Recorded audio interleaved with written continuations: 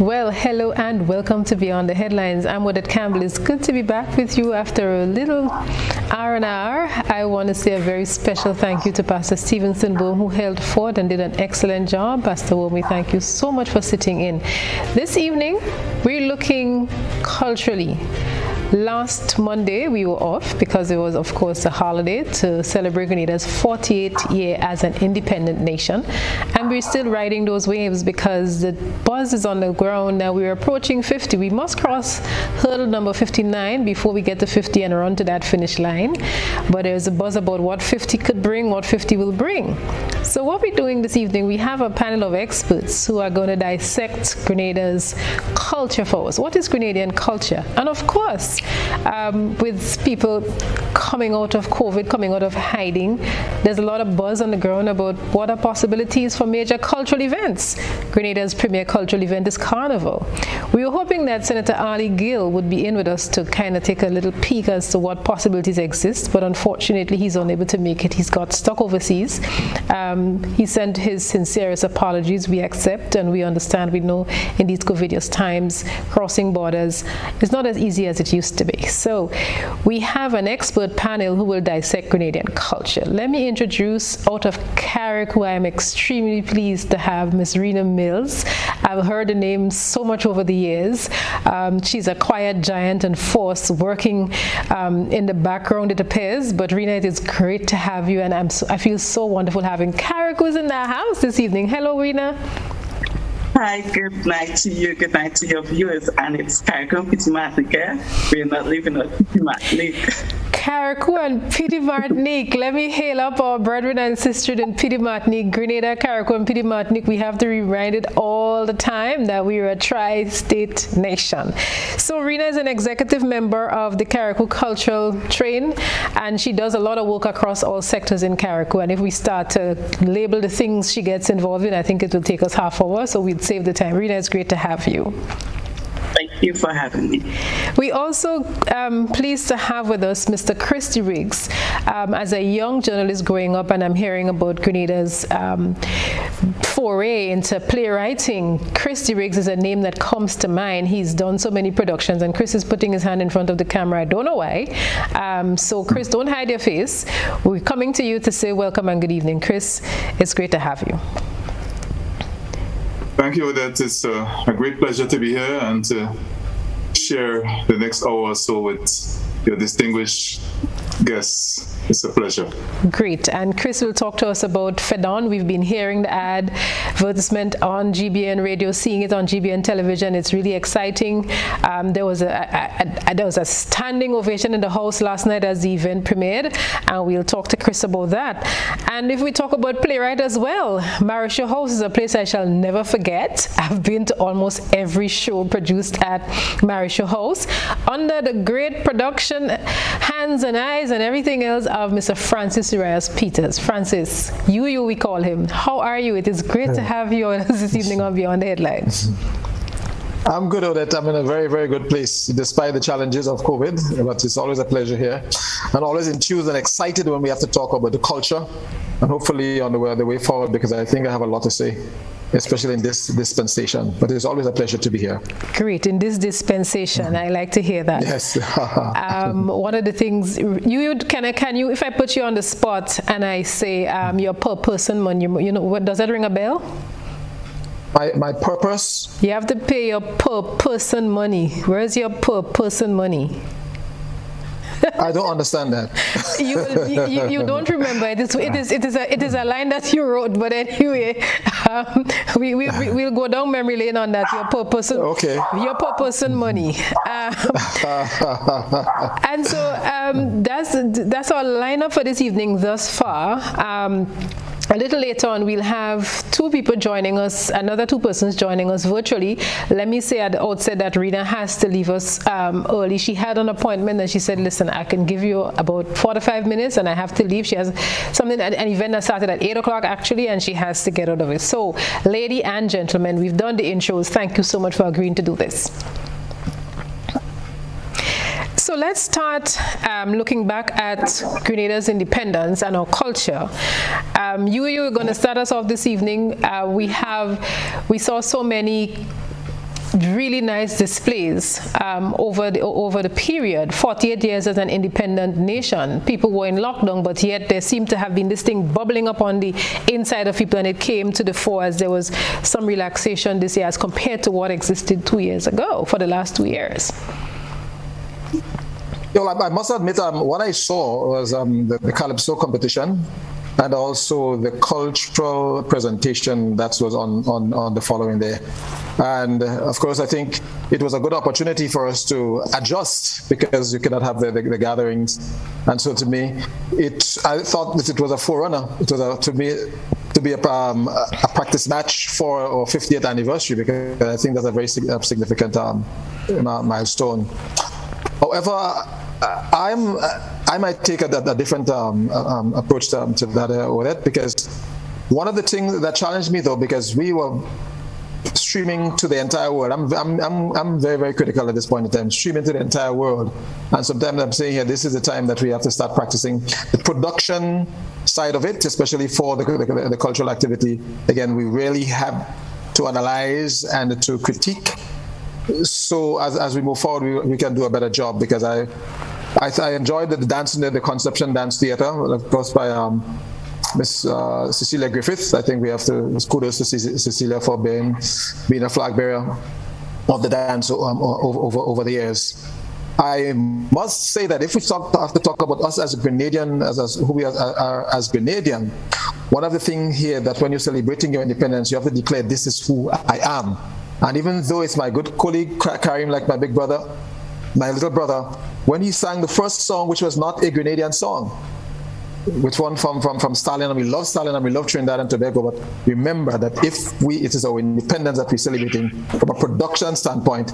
These are things here that we have to look at. I look also at Angel Harps. I mean, this is a great band over the years, but the production side of it, behind this tent and the 8 players and so forth, it was really, really substantial. So I'm saying here that we have to do better at this point in time, because this is 2022. 2024 will be our independence, the 50th anniversary. But with that being said, I am a person that consider myself to be a patriot, and I'm looking forward to the 50th anniversary. But I trust here that us as a cultural bearers of the culture over the years, that you would not continue to push us aside as second-class citizens and have us involved in the cultural activities, in the planning, in the creation, because I'm saying here that we have not really, really lived up to that expectation, where we have been pushed aside, and we want to play a role, especially in this in these times. All right, so it's a point we revisit, but let me cross now to Chris and ask for his perspective. Okay, thank you. You hear me? Yes, definitely. Go right ahead. Okay, well, good evening again, and it's a pleasure to be part of this discussion. I must confess, I have not been able to look at, some of these displays, although I took in some of the Calypso competition. I was not happy with the results, given by the judges, but it could be a subjective thing. But I felt that significant contributions were sidelined or relegated by the judges. But as I'm saying, it's a subjective thing. Every new group of judges will probably come up with a new configuration of results. But with regard to the cultural events associated with independence celebrations, I would really want to see more events in between the major events. It is good to have these gala performances at independence celebrations, these high-profile type of presentations, but there's a kind of desert that we live through, a cultural desert that we live through in between the big events. So my hope is that there will be some kind of integrated approach involving our artists in staging cultural events, performance events in between the major events. So it does not require an independence celebration for there to be a dance festival, a drama festival, presentation by singers and other performing artists. And so, yes, we need to encourage the artists to perform at these high-profile events and project them as much as possible. But it becomes, less impactful and maybe sometimes farcical when you just wait for a major event to happen to showcase some of our outstanding performers. And I'm sure they did a great job, although I was so consumed with preparing to do Fedon that I didn't have the time to really sit down and take it in. That's my response. Yeah, so I'm certain, Chris, that it is something that we can examine further. But I like what I hear thus far. We're never satisfied with results, and I hear a common theme with both yourself and you saying that there needs to be greater involvement of people like yourself who have this different angle of the arts, if we want to say that. But let's go to Carriacou and let's hear from Rena Mills. Rena, like I said, it's really nice to have Carriacou and Petit Martinique in the house with us. Very rich cultural places. So tell us about your thoughts from your neck of the woods.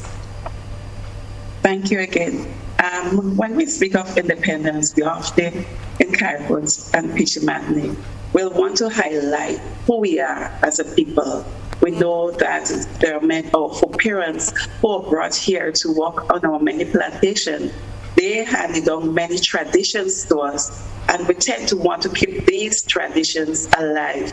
We know of the tombstone feast, traditional wedding, Shakespeare mass, big drum, and all these many traditions which were brought here and handed on to us. And being a member of the Culture String Band group, I remember when we were called to participate in the independence celebrations, we thought, okay, this might be a good time to showcase our culture, because we know for a fact that many people do not know about our traditions in Carriacou. I know people who live in Grenada who has never yet traveled to Carriacou.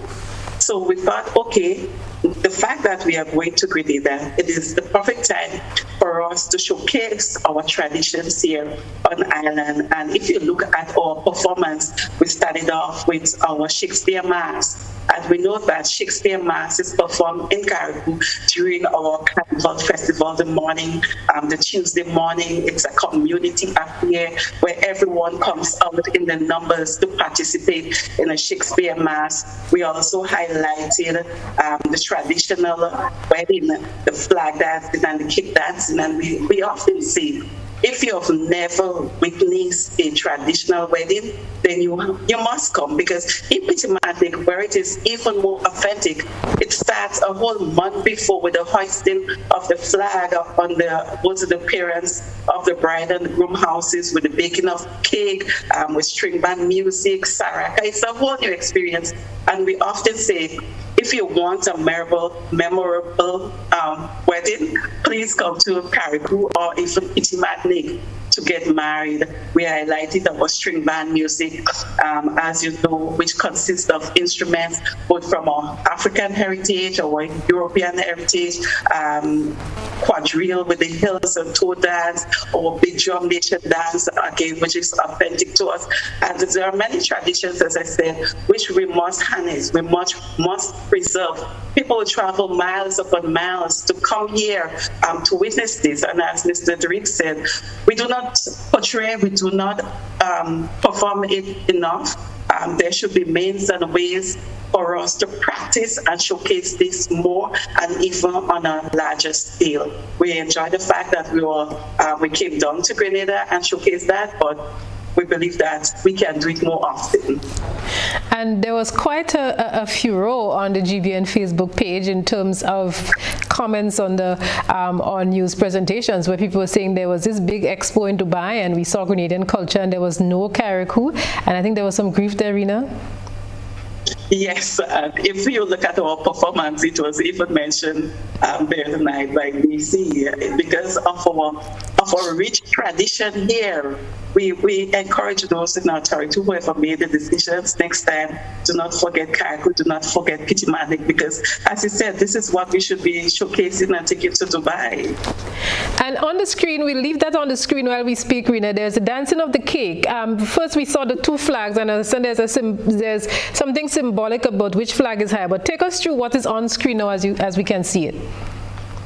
Right. So first, you will have the dancing of the flag in a traditional wedding. So it is agreed before by both the male and the female family where the meeting up is going to take place. And in most cases, it takes place in a crossroad because the crossroad is much wider. While at the crossroad, we'll hear the songs of string band coming from both ends because it's a meeting up by both families. And the male, so there must be a male on the bride side and a male on the groom side who dances the flag and even dances the cake. And at every point in time, the one who dances the flag and the one who dances the cake for the bridegroom, his cake must and his flag must remain on top because we have to be mindful that in our culture, that the man is the head of the home. The man is in charge of the home, as we say sometimes. So his cake and his flag must remain on top at all times. And there we see it on the screen. I never paid attention to that, but now I'm seeing it through the levels. His cake is bigger, and I'm taking that lady in red is representing the groom's family. Right, because he dominates at all times. So his cake must remain on top. All right, Rena, I think that's a conversation I want you to come back to have with us because we had a program some time ago and that caused a big uproar. So I reserve, because tonight we want to go other places looking at Grenadian culture. We did see on the screen, Fareed, where there was a flag and one flag was higher. So thanks for enlightening us on that. Let's go back to Urias and to Chris. You were making the point about, similar to what Rena has said, that there needs to be more inclusiveness and involvement of other aspects of our art form in these major events and celebrations, 48 years as an independent nation, for example. Yeah, most definitely. And I mean, just even putting the celebration aside for one moment, we are in a pandemic. We're still not out of it as yet.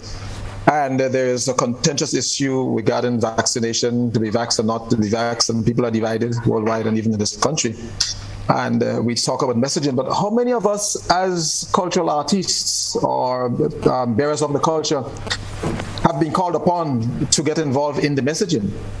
You hear the same type of messaging over and over again. And I do not want to sound presumptuous, but we have done it in the past where we have done, for instance, radio drama series, which has been a judge where you talk about the excellence for health journalism more than once, twice, 3 times, the best in the entire region. And here you have a pandemic where we need to get the message in a different form. We have not been involved. So if we continue along that line, then I'm seeing here that it's a very bleak future for the culture of Grenada. A lot is left to be desired. At one point in time, we had so much happening. The Tivoli drummers used to have their annual drum festival. There used to be dance festivals. A lot of these things are no more. So, and coming back now to independence, we can just see independence for February the 7th, for just an actual day. To me, if once Christmas ends, then there should be preparations for the independence celebration leading up maybe to the entire month of February. So even as we have a Fedo, the play of Fedo is happening, but that should be also hooked on to the independence theme. Because we have to know history. People who don't have a sense of the history is like a tree without roots. So I just think that there has to be this new awakening. There has to be a revival of the cultural movement, and for us to believe in ourselves as Grenadians, because what I'm seeing here right now, a lot of us, even as cultural artists, seems to be relegated to second-class citizens, and I always feel like we do not, as locals, are good enough, but we also still have the tendency to be looking outwards to foreign entities in order to map the road ahead. And one point I'd like to make, even coming back to the the issue where Chris talked about the judging. Of course, I didn't comment on that. But we have to start considering for these independence shows, do we need a competition? So that one calypso just write one song just to win a competition? Or can we have a festival where you choose maybe 10, 12, or the 15 of the best artists, and then you have a festival? Of course, those calypsonians, they have to be compensated, but once you have the competition side of it, especially for independence, sometimes to me, I don't think it's always the best way to go. That's my own personal view. So as we move forward, let's maybe possibly look at festivals rather than just having a competition. And beyond the headlines is where some of these ideas get born. People take notes. So festivals in place of a competition, question mark, point for debate as we go into the future. You mentioned FEDON. And let's go to Chris. Chris, I'm certain you agree with Urias' point that people like yourself and productions such as FEDON, which has been 2 years in the making, probably you could have been asked to make some kind of contribution to this process for 48 years as an independent nation? Well, the FEDON era constitutes a very colorful chapter in Grenada's march to independence. So it has direct relevance to the themes that would have been discussed and highlighted around the independence celebrations. And we have been trying to do this production for more than 2 years, as you have indicated. And we were forced to suspend rehearsals on account of the pandemic. Now, typically, culture is an issue. The performing arts are an issue that there's a lot of discussion about, and the extent to which we are relegated as a sector within Grenada's social and economic life. So we have a traditional chip on our shoulder, if you want to call it that. And the COVID pandemic created a disruption of life and livelihood. And the very fact that people could not socialize in their accustomed manner meant that shows, celebrations, mass gatherings could not occur. And many persons in the creative industries suddenly found themselves without income, and not just as artists, but as promoters. And needless to say, these people did not have employment insurance. So we're talking about dancers, singers, musicians, dramatists, of course. And we resolved in the theater company I work with and the other individuals who joined in the production of FEDON. We resolved to stage the production at the earliest possible opportunity. We looked around and saw that in Trinidad, for example, the government of Trinidad and Tobago gave a one-off contribution of $5,000 to performers, artists over 18 years, and subsidized the cost of rental of facilities by 50%, facilities like Queen's Hall and Naparima Bowl and so on. Of course, Grenada has less resources, but you would have noted that some sectors, some workers in some sectors receive some degree of compensation or, of financial assistance. In Grenada, we have not documented or created a database of our artists and performers. So it might have been a logistical challenge for a government to seek out these performers and give them financial assistance. But one of the things that we as artists always want to do is to be able to perform. And we have felt, we carry this traditional chip on our shoulder about being relegated. But in the COVID period, it has been worse. And there has not been an engagement and a consultation with the artists to see how, maybe in a post-COVID dispensation, Grenada could move forward culturally. And that is something that still needs to be done. This is there's a lot of virtualization of cultural products right now. How do artists function in this new era? With the COVID pressure that we operated under, we still were able to stage a play. You recall we staged a play called Patient Zero over a year ago when there were no vaccinations, but we practiced social distancing and so on. And it came off well. We respected the protocols. We were very determined to perform. And we only stopped doing this when we were locked down and we were told very explicitly that you cannot get together in large crowds and so on. But what I want to see happening, right, is a new, a kind of new creative, a new deal with our artists, which involves integration at the level of planning, and integration at the level of the staging of events, because a lot of these events are staged in a very, a substandard manner. And there are people with expertise in Grenada who can help. So it's not just to stage a play, but maybe to stage a drama festival. It's not just to stage a Calypso show around independence, but what are we doing to empower Calypsonians? What are we doing to open new doors for them as artists and so on? So I'm raising all these things and I'm just throwing them out because they're weighing heavily on my thoughts at this point in time. I could sense that, and I'm saying, woo, the Minister of Culture, the Cultural Department should be taking some notes on some of the points that are being made here this evening. You mentioned what is happening in the other islands, and what we'll do is we'll go directly to Barbados. We will hear from Stetson Bab. He'll join us on a voice call to tell us about the latest developments in Barbados, because as of midnight tonight, we understand that the curfew is being lifted, and there was the first major fete, I believe, for the last 2 years happening this last weekend. So we'll join Stetson to just give us a brief update on that, and we'll come back with the discussions. We will first go to Carriacou once we hear from Stetson, because we know that Rena has an activity that she's missing out on, and we need to let her off the hook early this evening. So let's take a commercial break and come right back. And this is Beyond the Headlines.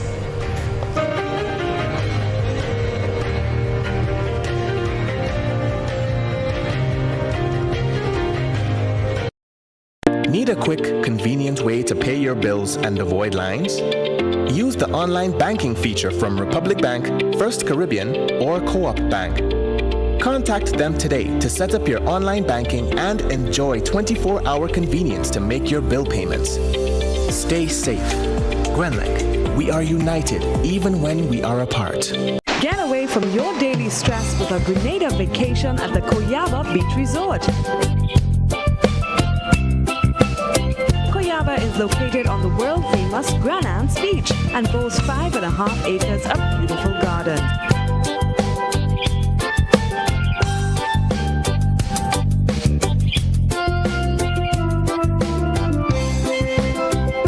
We offer excellent service, good food and drink, well-appointed rooms and friendly staff in a safe environment.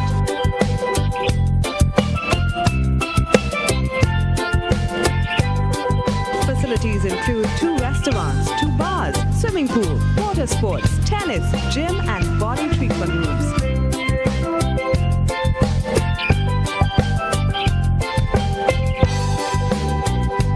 Call 473-444-4129. The Nawasa app brings the power of Nawasa's customer service experience to you. Instant, conversational, and smart.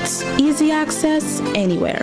Get bill balance, transaction history for up to 6 months, report a fault, link to websites, view payment centers, contact information, push notifications, and multi-tenant accounts, all in a secure login platform. Like a self-service concierge app, mobile.nawasa.gd gets you the support you need much faster. Available on both Android and iOS platforms. Mobile.nawasa.gd, your customer support companion. Nawasa, committed to meeting customers' needs. Introducing Color by Seasons. Color by Seasons. Color by Seasons. Color by Seasons. Color by Seasons. Color by Seasons. We support you at every stage of your life.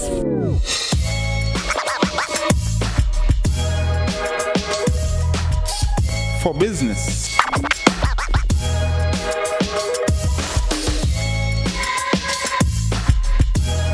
for your education, for your financial freedom,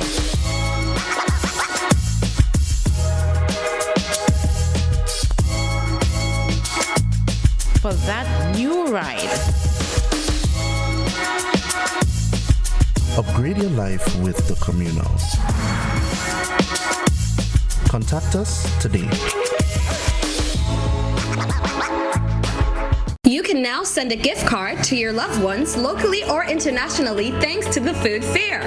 Here's how it works. Click the gift card icon or banner.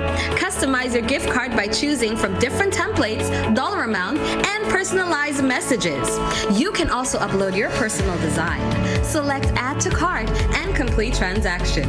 Allow relatives and friends to pick up an item or items at the food fair for the dollar value. Gift card. It's that easy. When a loved one passes on, we all need the comfort, support, and guidance of a trusted friend. You can rely on LaCour Brothers Funeral Home. We provide a personalized professional service that exceeds all expectations. Our dedicated staff responds to your every need with the greatest detail, ensuring affordability with a variety of options. Our upgraded state-of-the-art facilities, spacious air-conditioned chapel with live internet streaming, a modern, environmentally safe crematorium, the only of its kind on island, private viewing spaces, large on-site repast center, a modern transportation fleet. Join our burial society today and make personalized arrangements for that final moment. As you prepare to enter your loved one into eternal rest, visit or call LaCour Brothers Funeral Home and select a package that brings added comfort to the entire family. LaCour Brothers Funeral Home and Burial Society, continuing a tradition of excellence.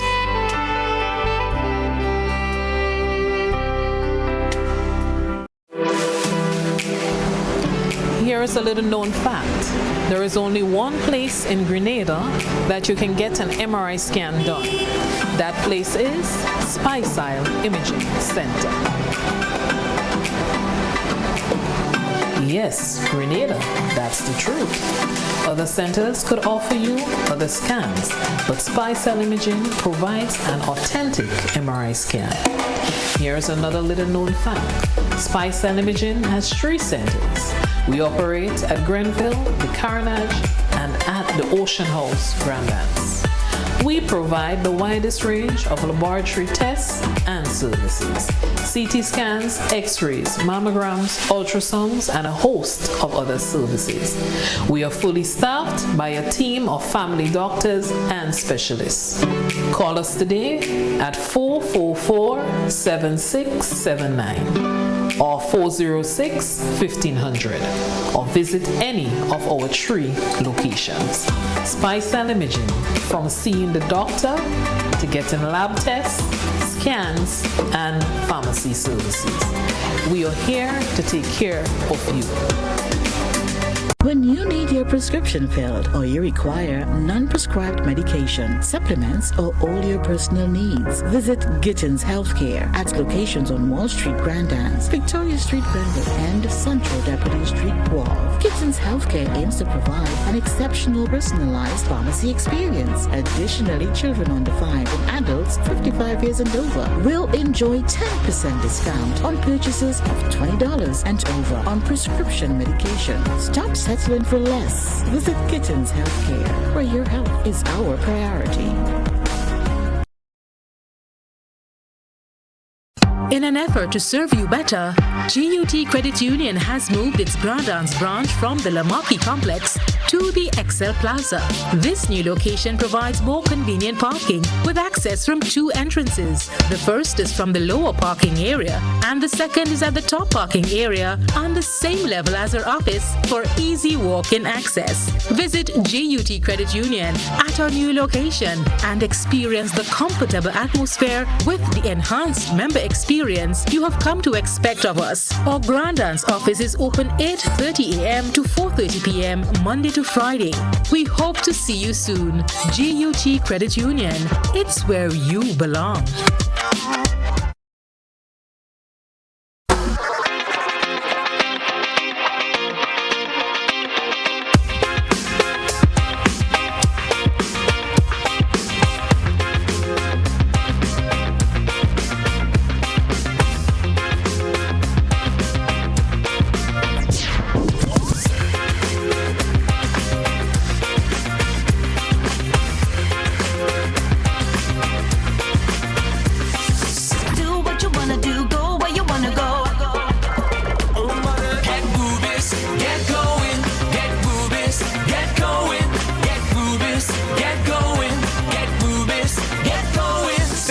Ultratech gasoline and diesel, available only at Rubis stations.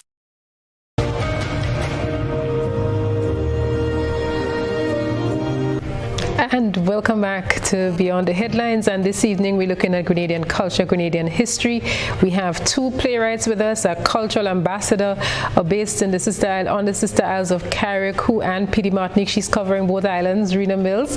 And we also joined by Stetson Babb of Stockholm, a member of the One Caribbean Media Group, of which GBN belongs, because Chris started to talk about what's happening in other Caribbean islands, and that's one place we want to go to tonight. What is possible in 2022 as far as cultural events are concerned? Stetson, thanks for joining us. Briefly, we know you can only spare us 5 minutes this evening. My pleasure to be here tonight. Great. So we saw some footage out of Barbados. Let me play that first with the producer's assistance, and then we come back to you to get an update. So producer, it's yours.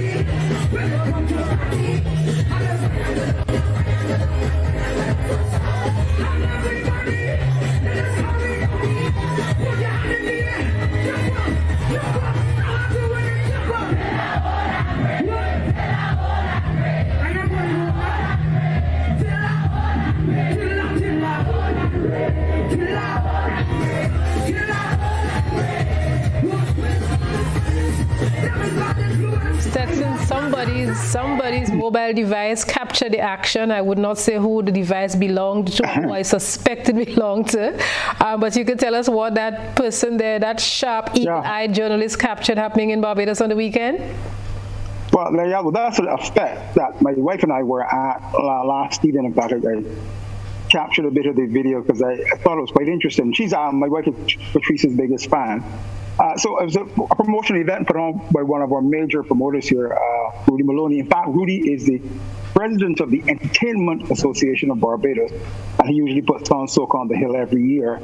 So that's probably certainly the first major event I've been at for 2 years now. And I'm a bit of a party animal sometimes, certainly at crop over times. Well, that's the first major event that I've been to in 2 years. Imagine that. In 2 years. And Barbadians are probably looking over to crop over because we understand that you're easing the restrictions gradually? From midnight tonight, as a matter of fact, I think the health minister described it as part of the Valentine's gift for the country. From midnight tonight, that midnight to 5 a.m. curfew, in fact, the curfew altogether has been removed from midnight tonight. So there's a lot of restaurants we spoke to today are actually planning to now maybe extend the Valentine's dinners a little later because of that particular development. So the curfew removed from tonight for the first time, the very first time. Okay, and we understand we were hearing out of the Bahamas this evening as well. We saw some footage out of Trinidad where there was a major event, and so you think Caribbean-wide that people could tell themselves that they're returning to a greater sense of normalcy. It might not be 100%, but you think that's a sense you're getting across the region, dealing with your media colleagues across the region, Stetson? It's not just across the region. Across the world, people are coming to the realization that COVID-19 is probably here to stay. Certainly here to stay for a while, and we have to learn to live with it because the economic and social disruption and cost are so significant that we have to, life has to go on. People have to go to work. People have to go to school. People have to earn. People have to eat. So, life has to go on, and that's a realization. We are at a stage now where we are going to have to manage this through a number of measures, including vaccination, getting boosted, implementing the protocols, wearing masks. But life, work, and love, as tonight Valentine's night, has to go on. So as we look towards the festival period coming up for the rest of the Caribbean, so for October, this year, July, August, there's no official position, in fact. That has to still to be determined what will transpire. But I'm pretty confident there will be, I'm absolutely sure, there will be some form of crossover. I'm not sure we'll get to the actual face-to-face, the actual street jump up in the way we've had before, but certainly we will have some events. That's my expectation. Thank you so much, Stetson, for taking the time this evening to talk to us. And we have segued over to Trinidad, and that's some footage that came out of Trinidad over the weekend as well. An activity taking place there, Voice, and was well received. There was talk about, some kind of cubicling and putting people together in groups, and we saw some people wearing their masks, but there were other instances where people were not wearing their masks, although it was part of the arrangement for people to be able to attend some of those shows. Producer, can we just get a little excerpt with some audio on it? Is that possible?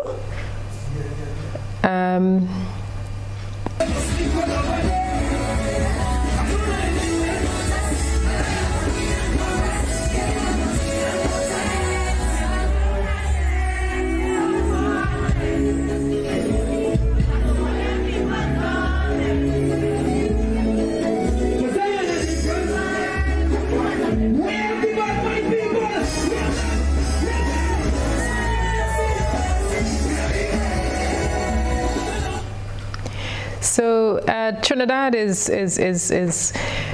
easing up on the restrictions. Barbados is doing that. We heard from the Bahamas that they will be gently easing the restrictions, and it's similar across the Caribbean this evening. Let's go back to Carriacou. Rena, people are wondering whether they could don their job uniforms and start heading to Carriacou because they heard that the carnival is here. Well, I don't want you to say that I said it, but what's by the authorities that some activities will take promoted commission they were granted to hold carnival-like activity. I was also told that there will be a virtual activity that when combining all the different aspects of carnival, as I said, the virtual event. So starts early in the afternoon. So there will be some sort of Shakespeare mass portrayal, also things of whole show where artists who won over the years will participate in that event. There will be fancy mass, some sort of jab. So there will be something in Carriacou next weekend. And I mean, if you're in Grenada and you want to travel to Carriacou, feel free to do so. You don't necessarily have to come because of a carnival event. Feel free to come over and enjoy our small island, enjoy Carriacou life. And while here, you might just get an activity to do. You might get a little jump up. So come over. I see that as a tongue-in-cheek kind of knowing that something is going on, but I'm not the one promoting it. You're doing the correct thing, Rena.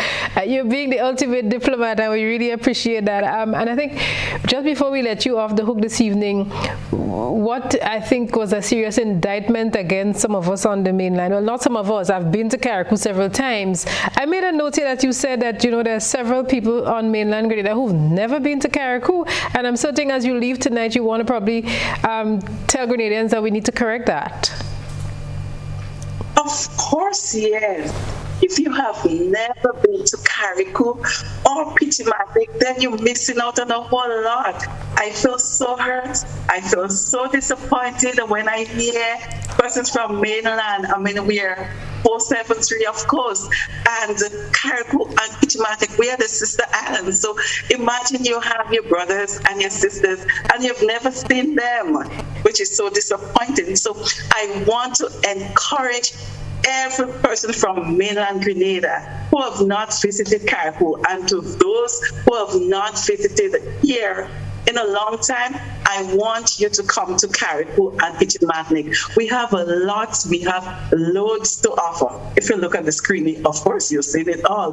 Besides our festivals, we have 5 festivals on the calendar. Our Carnival, which is a pre-Lenten festival, so the Monday and Tuesday before Ash Wednesday. Our Maroon Festival, which is held on the final weekend in April. Our Petit Martinique with some tide regatta, which is held on the weekend before the Monday Regatta Festival as well. It is held on the weekend before the first Monday in August, and our Paran Festival the weekend before Christmas. So besides the festivals, I want to encourage you to come to Carriacou and Petit Martinique. I want to also mention that you can check out my page. So for those who know Bessie, so Bessie and I, we have a page on Facebook which is called Explore Carriacou and Petit Martinique. It's also on YouTube, where we feature almost everything you need to know about Carriacou and Petit Martinique. So if you want to know about things to do, where to stay, what you should do, what experience you should have, then you can contact me, and I'm going to give my number, 533-0825, or just go on that page. Again, Explore Carriacou and Petit Martinique, Facebook, Instagram, and YouTube. And again, come to Carriacou and Petit Martinique. You will not miss. You won't regret it. Come over, of course. The ultimate cultural ambassador representing Carriacou and Petit Martinique. We could not have had anybody do that any better than Rena Mills. Like I said, I've heard so much about her over the years, only positive things, and it's really great to meet you virtually. And so, Rena, let me just say thank you sincerely for taking the time to be with us this evening. And we know that you did sacrifice an event that started at 8 o'clock. So this is where we will let you off. Let me just say goodbye. Thank you so much. And we'll see you again sometime. Thank you for having me. And good night. Good night, everyone. To have a blessed night. Sleep well. Blessings, and as a Jamaican say, enough respect. So Rena is going to exit. We would have a little jumping on the screen, but our viewers, just bear with us. We'd have to reconfigure the screen as Rena exits this evening, and we'll continue. Hopefully, we will be joined by Livingston Nelson, if that is possible this evening. We had to reconfigure the panel as a result of one of our panelists being unable to make it back in this evening because of some travel issues.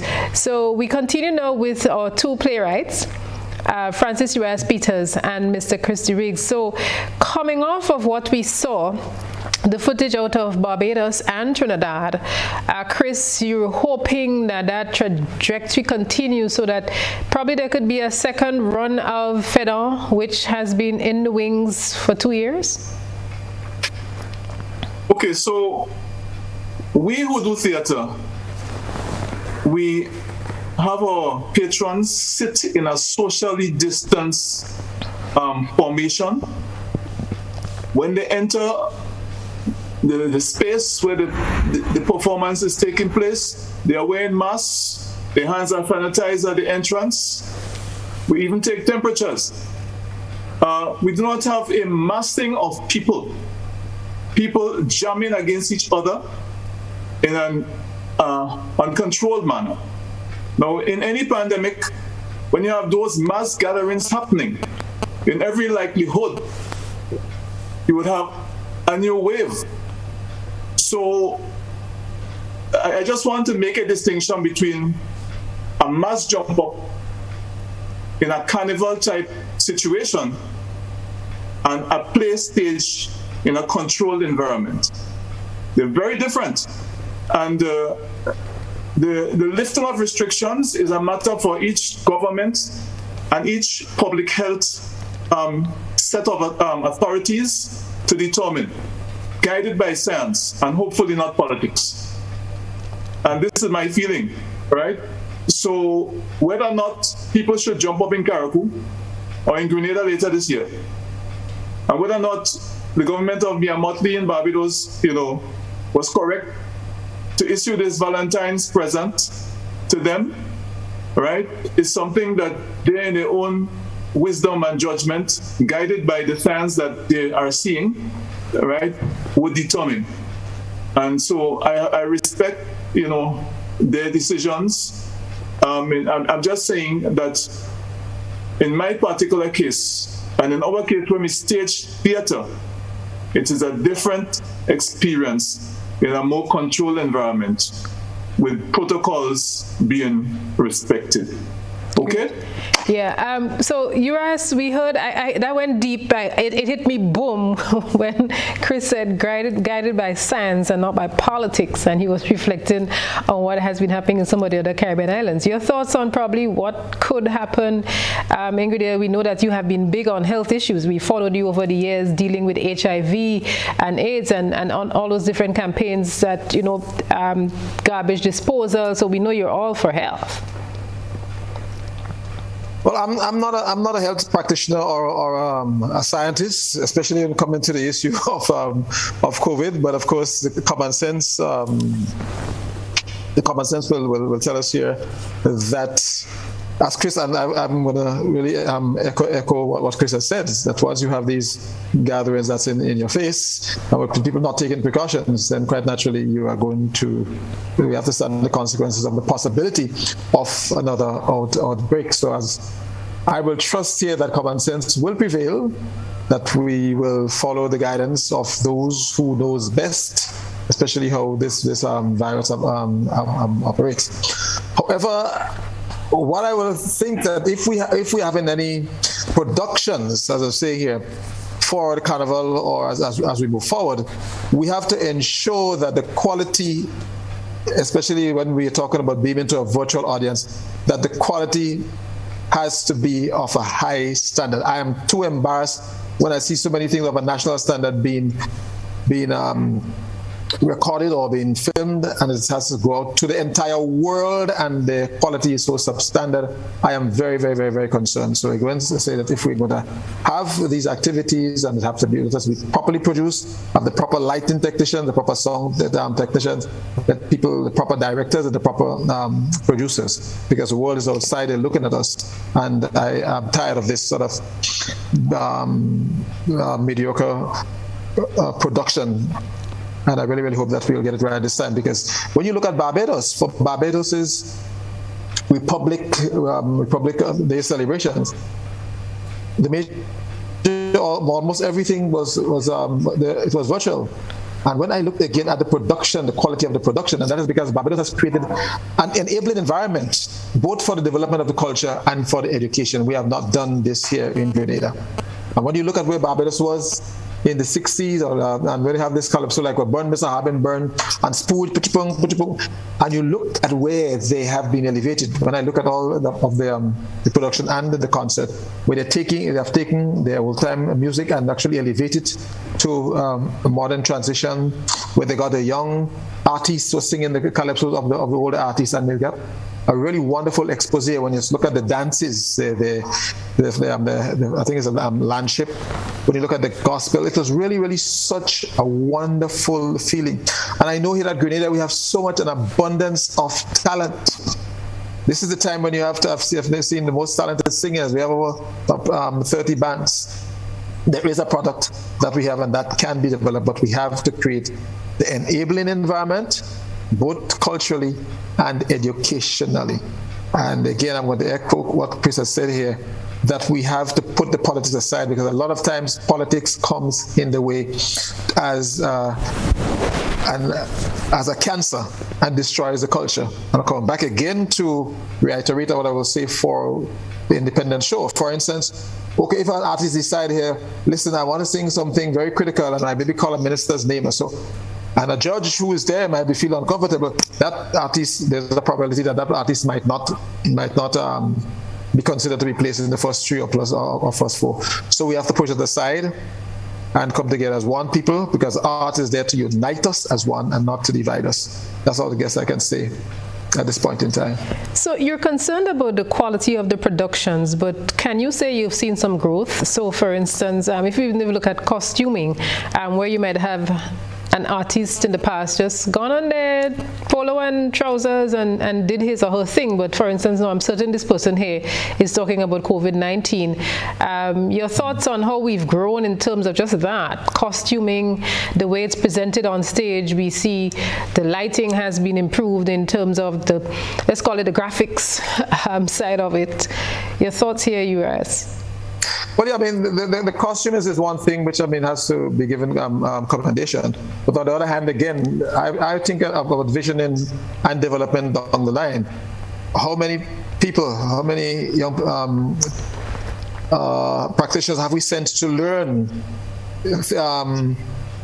stage lighting? I mean, they might have one or two. Have we invested in that?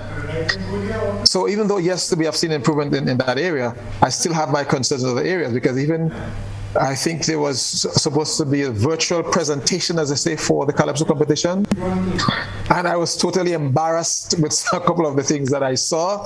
And I was appalled. And then again, too, we have to define, Chris might back up on this, what really is presentation? Because to me, even when it's soca and calypso, it seems as though there's a new unwritten law that I must do everything on the video. And to me, that is taken away from the actual calypso itself, and we call that presentation, rather than depending on the voice, on the body, as I say, on the costume, in order for the songs to be presented. But I must say, technically, yes, there have been some improvement, but there's a lot. We have a long way to go. If you compare what you see with Barbados, what you see with Trinidad, we have to start training our young people for the future. And especially if we're talking about tourism, how can you have a tourism product without developing your cultural product? There's a long way. It's quite nice to just say that everything is nice and dandy, but I think we have to be honest, and we have to be critical and accept criticism for what it is worth. Chris, you want to weigh in on anything that you has highlighted here? Well, the matter of presentation, sometimes less is more. And what I have noticed, sadly, is a tendency to enact a one-act play before the song starts. So, and that to me, it takes away from the power of the song itself. And I think it is necessary for there to be some kind of process, prepare calypsonians and other artists in the techniques of presentation.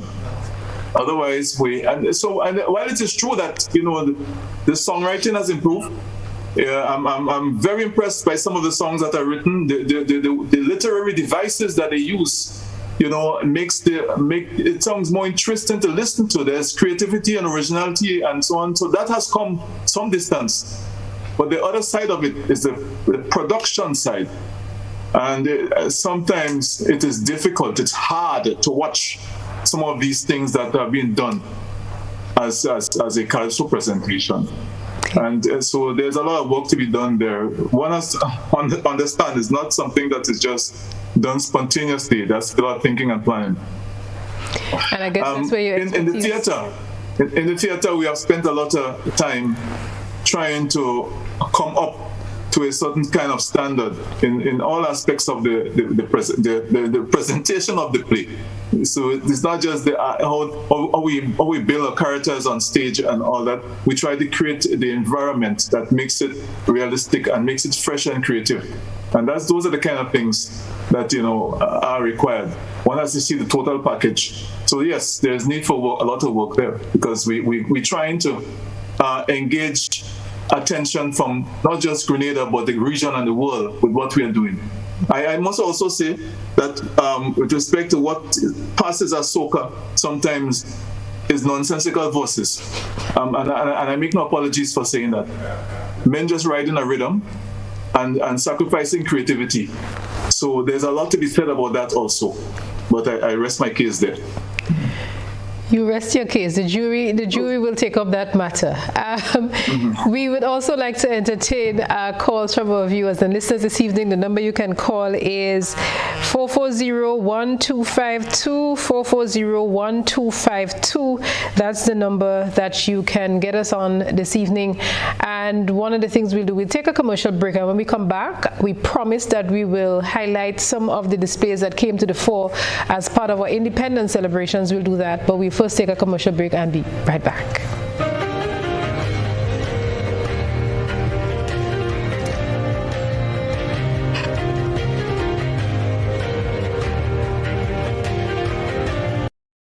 If there was ever a time to keep and stay healthy, it's now. We at Hills and Valley are here to help you take deliberate steps to maintain your health. We stayed true to maintaining the most comprehensive rates while stocking the widest range of medicines and health devices, including personal protective equipment. There are so many benefits shopping with us. You get great savings through discounts for senior citizens and reward cards for loyal customers. Ask about owning yours today. Visit us at Halifax and Grenville Street, St. George, Jubilee Street opposite the Grenville Bus Terminal, and at Hillsborough, Carriacou. Our wholesale distribution on Halifax Street also stocks the widest range of pharmaceuticals. We are with you on the hills and in the valleys. We are Hills and Valley Pharmacy.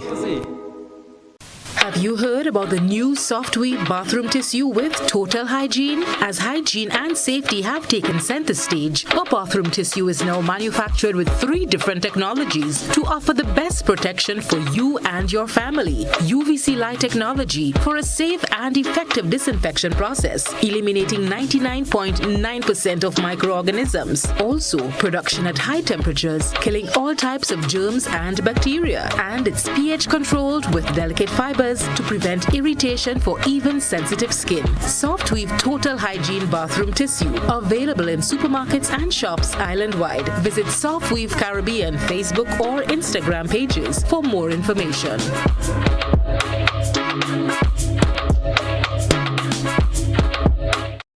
Need a quick, convenient way to pay your bills and avoid lines? Use the online banking feature from Republic Bank, First Caribbean, or Co-op Bank.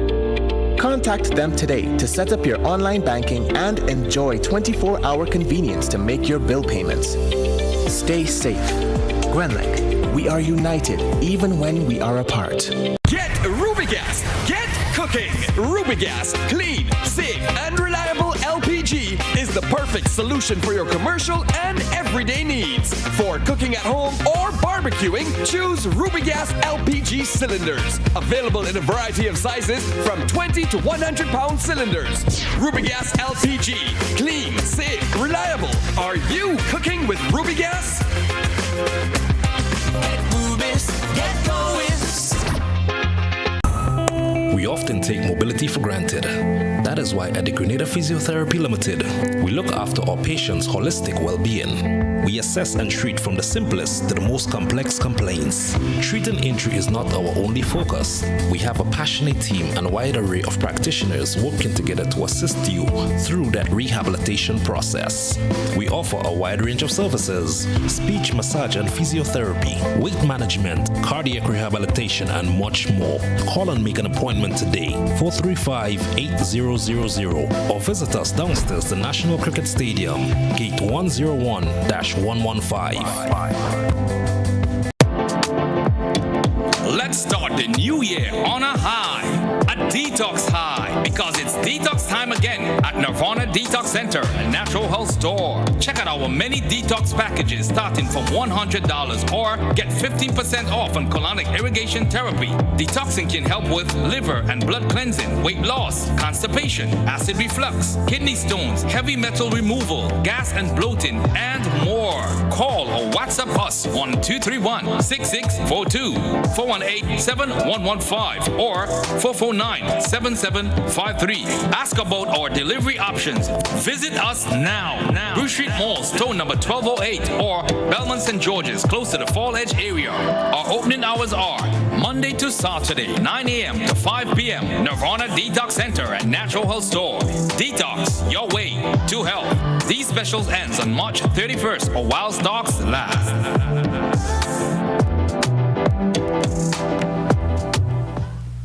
When a loved one passes on, we all need the comfort, support, and guidance of a trusted friend. You can rely on LaCour Brothers Funeral Home. We provide a personalized professional service that exceeds all expectations. Our dedicated staff responds to your every need with the greatest detail, ensuring affordability with a variety of options. Upgraded state-of-the-art facilities, spacious air-conditioned chapel with live internet streaming, a modern, environmentally safe crematorium, the only of its kind on island, private viewing spaces, large on-site repast center, a modern transportation fleet. Join our burial society today and make personalized arrangements for that final moment. as you prepare to enter your loved one into eternal rest. Visit or call LaCour Brothers Funeral Home and select a package that brings added comfort to the entire family. LaCour Brothers Funeral Home and Burial Society, continuing a tradition of excellence.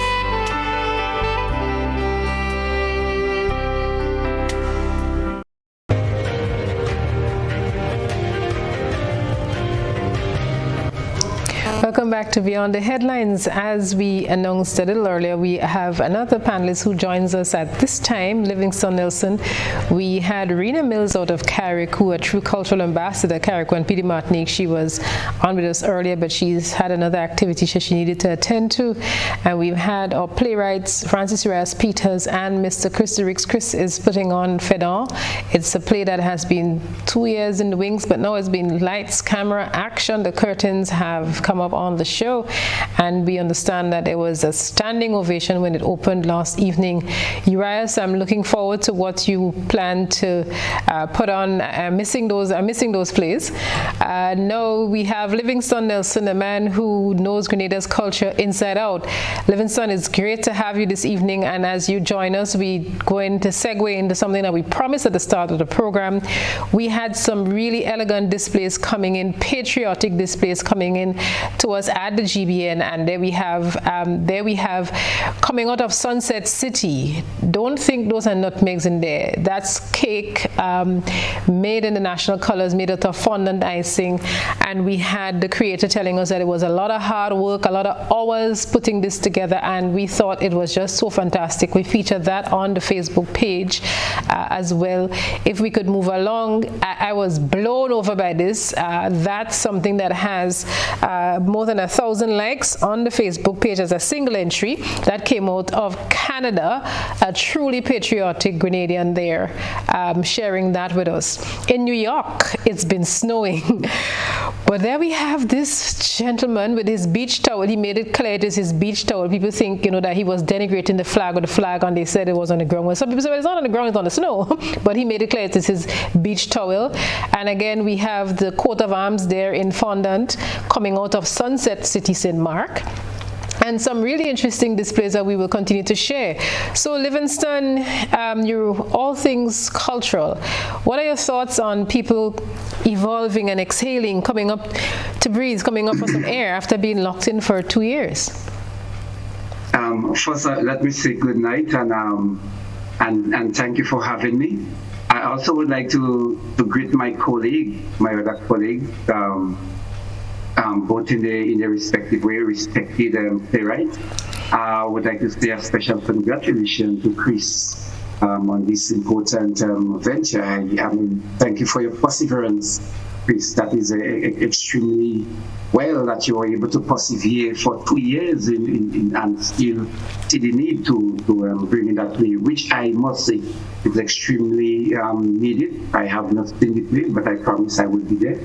So now back to you, Odette. I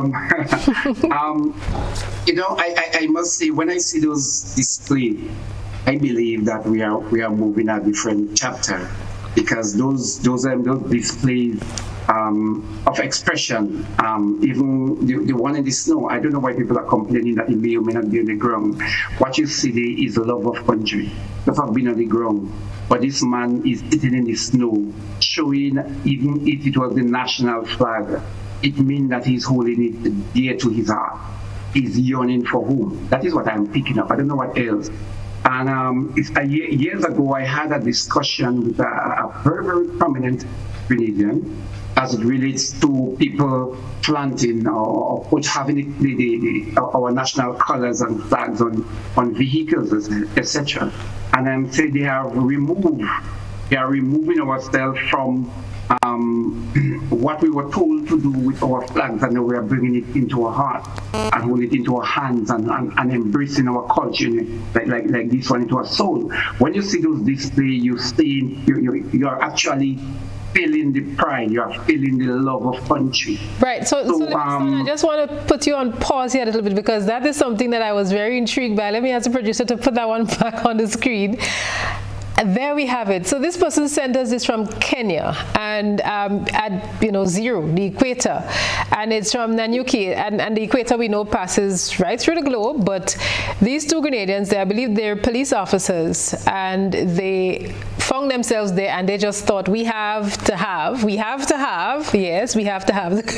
Grenadian flag right there, Livingston. Yeah, and I mean, just look at it. Anybody doing that is love. It's just demonstration of a longing, a yearning for whom, a yearning for culture, and for the Grenadian culture. And I just applaud anybody doing that. I mean, even other persons would have different ideas that we should not let the flag drape on the ground, or we should not carry it a certain hour of the night, or etc. But all I'm saying is we're saying independence is ours, and that is what it has to be. Independence and freedom and liberty is the total expression of our people. It cannot be something that was written in a book and tell us how we should or shouldn't. Once it is done in that kind of way, you know where the persons are coming from. On the other hand, you see other demonstrations and people have the burning flags, etc. You know that is because of hatred. But the display we have seen, the making of the cake, I thought it really was a nutmeg. I mean, that is creativity. That is creativity. That is artwork, and that is a lot of love. Labor of love that is persons have actually put into that. So I believe I really like that trend. I wish it could continue in the schools, in the churches, people showing that. But there is something about Urias, Peters, and Chris were alluding to, and it had to do with we must now embrace what is uniquely ours, because it's only through culture we can grow, irrespective of what economic sense of development or models we want to embrace as a people. No foreign models, and it has been shown. It's only through our culture. All the revolutions, all the actions of liberation from Haiti, etc., surrounded Haitians embracing themselves and choosing an identity that they thought was theirs, and they had the accept as theirs. So let me put you on pause there again. Let me just put you on pause there again. I want the producer to really show us this one again. This is a cake here with the coat of arms, and I'll come back to you, Livingston. But Urias and Chris, when you see something like this, somebody putting in this labor of love, Livingston mentioned art, culture. What are your thoughts here? Let's start with Chris.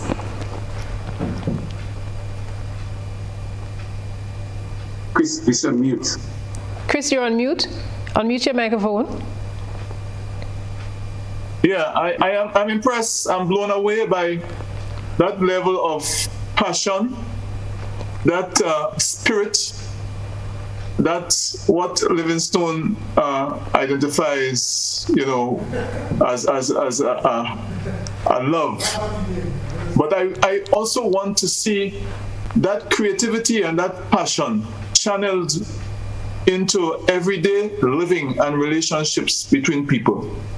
So that love, just as I said before, it must not be a big occasion event where we put on a cultural extravaganza.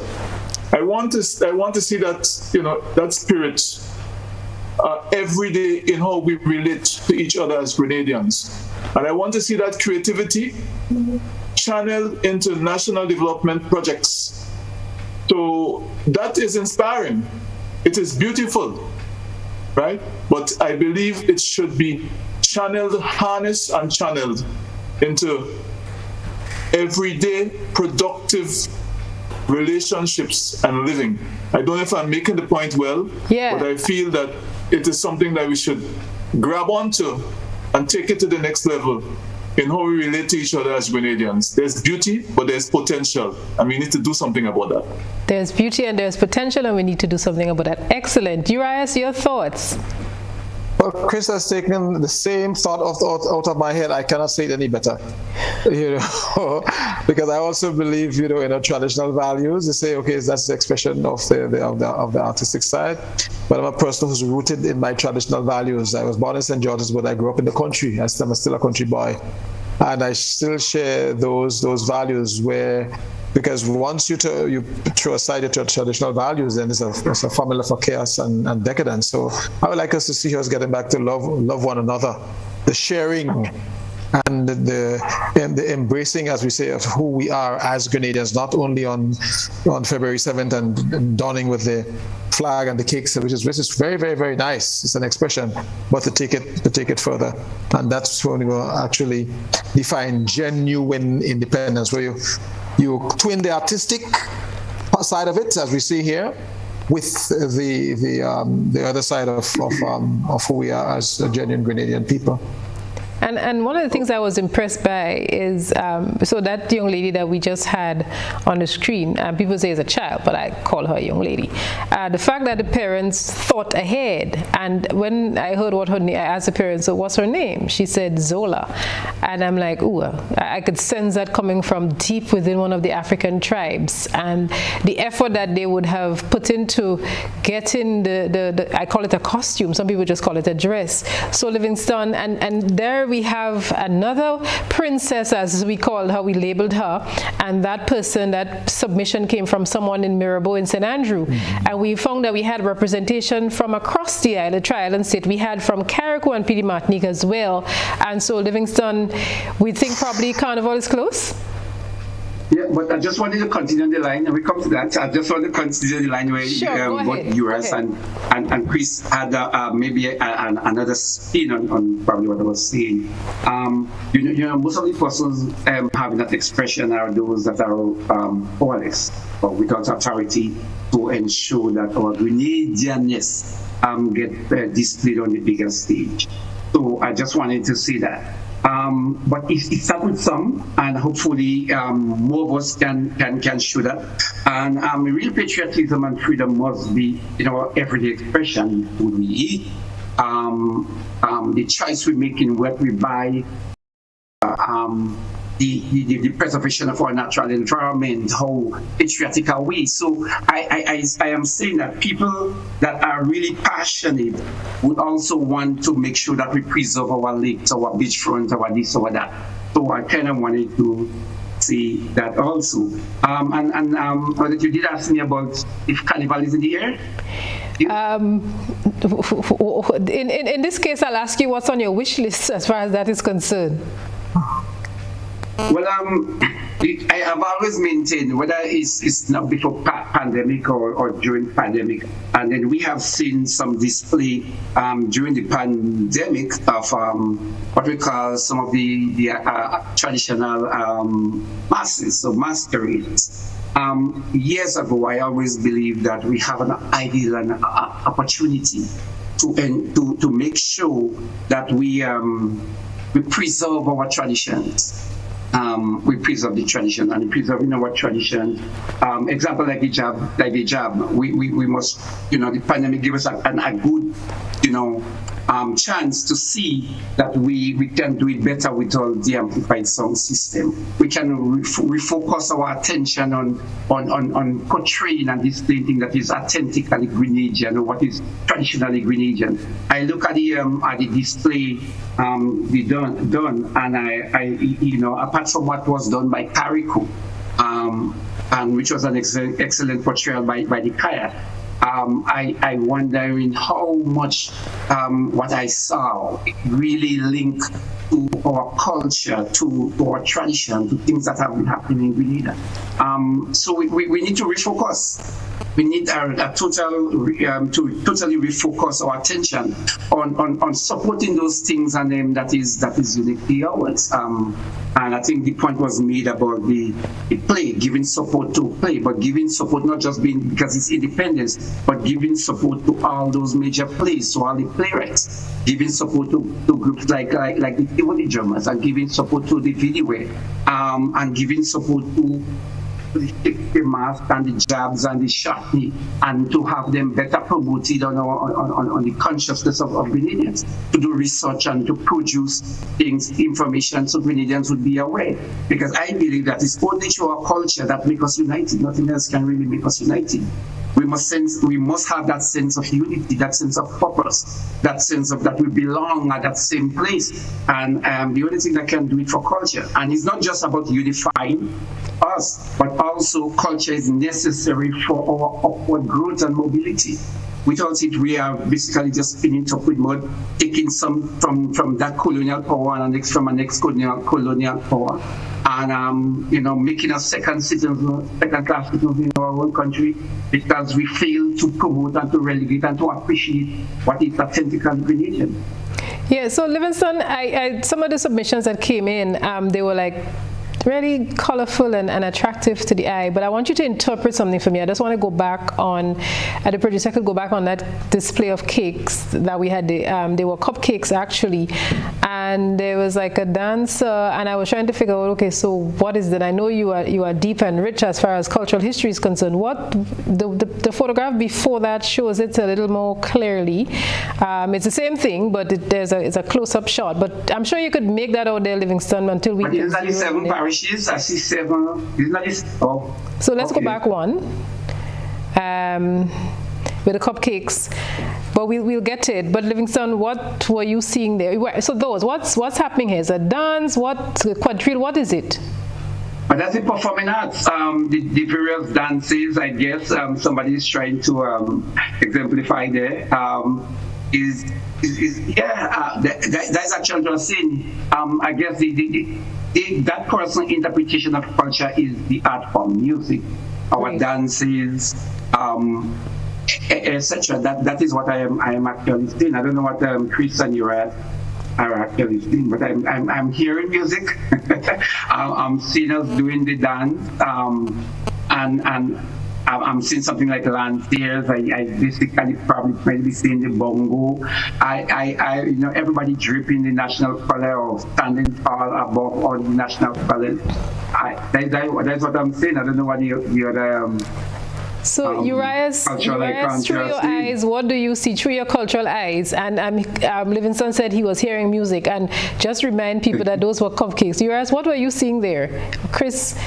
I think it's the same thing as Livingston. I saw, and in particular, I was interested, as Livingston said, that it seemed as though one of them was the quadrille dance, and this was something that we took from the European, and we added our own elements as a figure of African heritage, which symbolizes us a very powerful aspect of our Grenadian and Caribbean civilization. And then I saw another one. I don't know if it was ballet or, as you said, whether it's a bongo, which is really deeply rooted in Africa, and that's what I saw.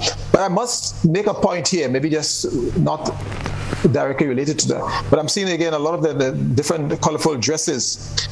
That we in Grenada, we have a national dress. You go to Marichaud House and you look on the wall, there is a sample of the national dress. And I was appalled some years ago when I know if it was the Cultural Foundation or whoever it is, having some composition or so to design a national dress. How can you redesign something? Can you redesign the national dish? Can you recreate the national anthem? And it only shows where we are as a people. We do not hold on to what it is. Most of the French or Creole speaking islands, they have a similar national dress. Only what makes a difference is their head tie, I believe. So this is one thing that we have to go back to look at once again, at our national dress. Right. As it relates to where we are presently. I think when we were looking for the results, there was some delay in announcing the results. Probably people like you might have come in and asked what's going on here. So let's get ready to wrap it up this evening. Livingston, we know that it was late notice that you were given, and we're so grateful that you were gracious enough to spend some time with us as we get ready to wrap it up. Chris, Fedon. People are wondering, what is Fedon? Why Fedon? Why are you staging this or have been trying to do this relentlessly for the last 2 years? Well, as I indicated earlier on, it's a colorful chapter in Grenada's march to independence. And it's a part of our history that has not been taught in any great detail. It's something that I had to learn after being educated at secondary school, to do my own independent research. And some of it, would you believe, happened only in recent years. So I am trying to fill an information gap. I'm also trying to use theater, the art form, to create interest, generate interest in historical research and cultural research. It's a very exciting time in our history. And if you study that era, you will be better able to understand what's happening in Grenada, because things will not happen in isolation. There's a context, there's a backstory. And that play provides some degree of context to how things are at this point in time. I also want to, take the opportunity to say that every time we do a play, it's an opportunity to create new bonds, new friendships. If you look at the composition of the cast of Pedro, it's a very diverse cast of people. And it's almost a kind of workshop in human relations as we have actually walked our way through that particular production. You'll see it when you come to see the production. I think Urias was there over the weekend, so he could tell you that. As a final parting point, not related to Federal at all, I just want to say that considerable attention has been given to the formulation of policies regarding high-profile sectors like agriculture and tourism, focusing on the challenges and opportunities that the pandemic offers these sectors. But I have not seen that policy response with regard to culture and the creative arts. The creative industries represent the fastest growing industry in the world. Yeah. We need an intervention that seeks to harness the creative thinking of the practitioners in the creative arts. And that is how we are going to move forward. At this point in time, it has not happened. It still can happen. And it is very urgently necessary. What a way to close. But just before, Chris, we want to give you an opportunity to tell members of the public exactly how many weekends you'll be running this for. When is your ending weekend? Well, we're doing it for 4 weekends. We just did 2. So we are going on to the 6th of March. And we have like 6 more performances, Saturdays and Sundays at 7 o'clock at the Trade Center. And that's where, and we are going to do a special matinee for school children, especially secondary school children, around the 25th of this month also. Right, and you say it's socially distanced. People have no problems that they're coming and cramming to any cramped space. No. It is. I mean, we treat this thing seriously. We want to be responsible citizens, and every cultural ambassador should be a true cultural ambassador. Don't say one thing on TV, and then I will see it. You understand? With 1,000 people without masks, and you're singing soca. We ain't doing them kind of thing. All right, Urias? I agree. Yes. Urias, he has segued over to you for your closing comments this evening. Well, I will close by saying, I think recently the Minister for Education said that they will be looking at including the Grenadian history into the school's curriculum, which is long overdue. And of course, history and the culture are closely related, because I always see the culture and the arts and our traditions as a window to a house. And when that window is shut, then the air within the house, it becomes, you get a stench, you start to stifle, and then you die. And if we do not start paying attention to that notion right now, then we're going to have some serious problem down the road. So I say the arts, the culture, that's what have to save us as a Caribbean people. And I'm looking forward to the inclusion of us as the cultural bearers to be involved, because we have limited time on this earth, and we want to continue to give and to share.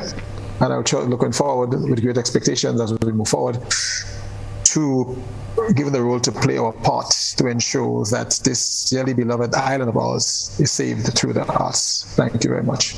Great. And Livingston, as always, we are so indebted to you for joining the discourse this evening, albeit at very late notice that we gave you this evening. So the last word belongs to you. I just want to maybe start and thank you. I just want to start from where Chris made a point, and I just want to piggyback on that. The cultural industry is the fastest growing industry in the world. Grenada has shown that we have a lot of potentials, a lot of talent. The people are way advanced, even be it in soca, calypso, be it in our playwrights, be it in the festival that we have hosted here in Grenada. It is so unfortunate that the powers that be, those that have the purse string, are not seeing that if we harness that, we can seriously attract much needed funds into the economy. Because we have the talent, we have the potential, and investing in culture is really investing in the holistic development of our country. And I wish that something would happen, some major cultural and conscious shift would happen that would lift that heavy eyelid and let the authorities recognize that there must be an investment in our culture in order for us to, one, be much more economically independent, but also just the realization of the talent that is being stagnated. If only they could recognize that everywhere we go we shine. So let us bloom if only we can put a little bit more resources into the cultural industry. All right, and although I closed it off, I just found the niche to just reopen this a little bit. Let me just ask, Urias or Chris, DeLeon Walters, he performs with which troupe? Is it Urias Heritage or Chris, is it your grouping? DeLeon Walters? He's a member of Heritage and has been so for quite a long time. But he's also an individual artist. He's a very talented individual and he does his own individual performances sometimes, but he's one of our strong pillars in Heritage Theatre Company. All right, so maybe I was pinning this on Urias and he did not remember the line. Chris, do you remember the line, your per person money? Yes, actually, it was one of these skits in a comedy show. And DeLeon was Granan's bus conductor. Who was very eccentric, and so he was asking, one of the passengers about his per person money. So yes, per person, right? So where's your per person money? Yes. It's that stuff with you. That's amazing, the kind of things that stay with people. Up to this day, when I see him, it's like, where's your per person money, please? I'd never forget that. And the reason I reopened this... just my colleague, Ricardo Kings Douglas, every time I see him, I'm thinking about, Grenada Variety Store, to who am I speaking? And that's one of his monologues, So these things stick with you, right?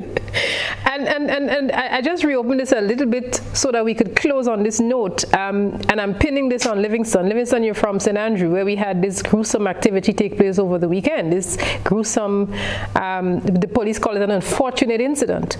And so I'm wondering if probably we position performances, art, culture, put it back where it held this place of prominence, so people could laugh and people could relax and people could be distracted from the stresses of this life.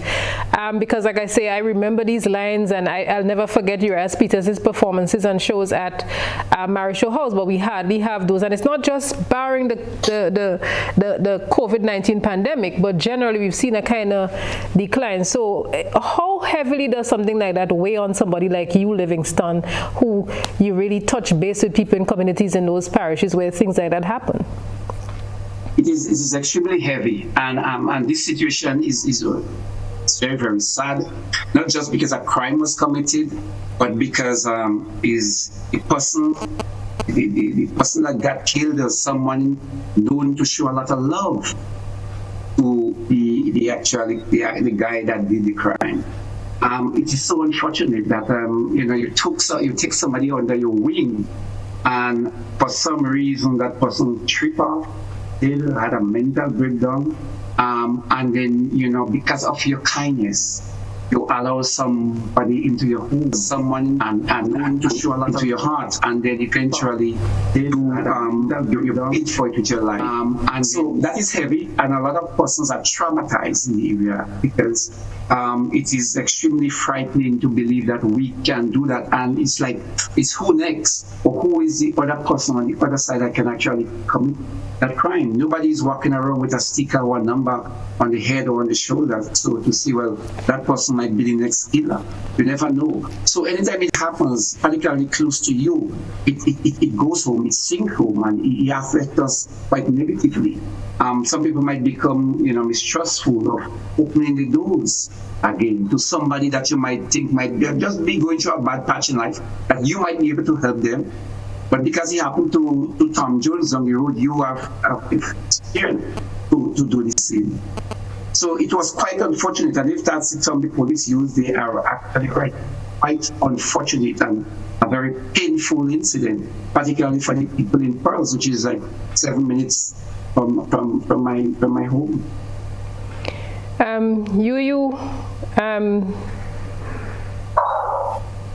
The place probably of culture and arts in alleviating the pain felt as a result of episodes like this. We had a similar incident about 6 weeks ago on a plot of land on a farm. We had the incident where we had somebody who was known to have mental challenges and hold up a cashier in a supermarket in St. Patrick, and the person was shot by the police. Of course, there was public rumblings about that. So a return to probably easing stresses and strains through art and culture performances? That too, but before I say that, we have to recognize that mental illness, it is a serious problem right here in Grenada. A lot of people are depressed. We are turned our backs on mental illness, just as we have diabetes, hypertension. That is a disease that we have to pay serious attention to. I will tell you from our standpoint here in Labukan Creative Center, we've started a process. We've done the first workshop. We're using drama therapy for stress relief to the private sector. We had our first one last Friday, and it was so amazing that the workers left there with such a high spirits after, and they got a safe place in order just to chat. They did a lot of exercises, and I think these are things that have to be extended. And yes, indeed, the arts have a very, very important role to play to addressing a lot of these issues. I've done some years ago a play called We Have a Right to talk about the plight of the mentally ill, and it was done through the drama. So I guess the time has come maybe when we have to engage communities, have a sit down with the community centers and with the relevant ministries and relevant personnel to address, at least to start addressing these issues. Chris, your closing thoughts on this? Well, I believe that art is a mirror of the society. So we reflect the problems, the hopes, the aspirations, the fears of the community in which we live. And if mental problems are part of our existence, then art can help to bring therapy to those affected. In my own personal experience, we have used theater to deal with substance abuse and how it affects people's mental condition, or how it goes the other way around, and so on. So there is a role for dramatists, for theater practitioners, for artists, not just dramatists, but calypsonians, even people in the visual arts, with respect to addressing these issues. So it is not cosmetic, it is real and reflective of the society in which we live. It's the mirror of the society.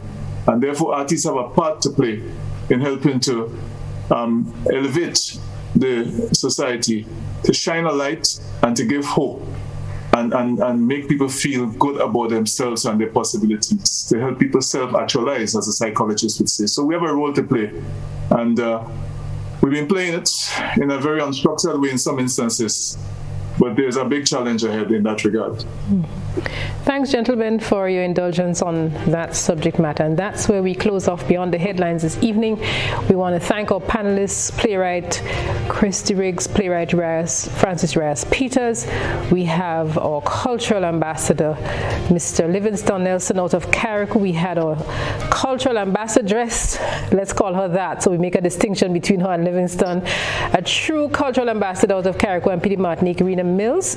She joined us for the first part of the program. She had an engagement, so she wrapped up with us at 9 o'clock, and we did have an audio call this evening from Stetson Babb of One Caribbean Media, bringing us up to date on what has been happening in Barbados. Within 2 hours, as the clock strikes 12, Barbados is getting rid of its curfew that has been in place for quite a while as part of the control measures trying to stem the tide of COVID-19. The very first major fete to have taken place in Barbados in 2 years happened over the last weekend. We saw some activity over in Trinidad. Today on the newscast, we heard that the Bahamas is saying that they are also reviewing their restrictions and will be easing restrictions in the weeks ahead. So there seems to be some light at the end of the tunnel. It has been a tough one, but I think generally we have registered ourselves as very resilient people, and we pray for God's grace, His peace, His strength as we really come over, try to get over on the other side of this. Let us hold strain, Grenada, hold strain wherever you are in the world and wherever you joined us from this evening. We say a very special thank you to all our listeners on K105. Those of you who joined us via www.gbn.gd, we thank you. Those of you who tuned in via our social media platforms, a very special thank you. And when we send the link out, we hear some people responding by saying, I'm watching on the big screen. We thank you from the comfort of your living rooms, your bedrooms, from bars, wherever you take the program in from. On behalf of the entire production team, General McDonald, Mike Alexis, we have Darius Slocum and Kellen Batiste on the production side. I'm Odette Campbell saying, it's been my pleasure. We'll see you again next week. Pastor Stevenson Worm, who sat in the chair for us throughout the month of January, we say thank you for a job well done. God bless you until another program.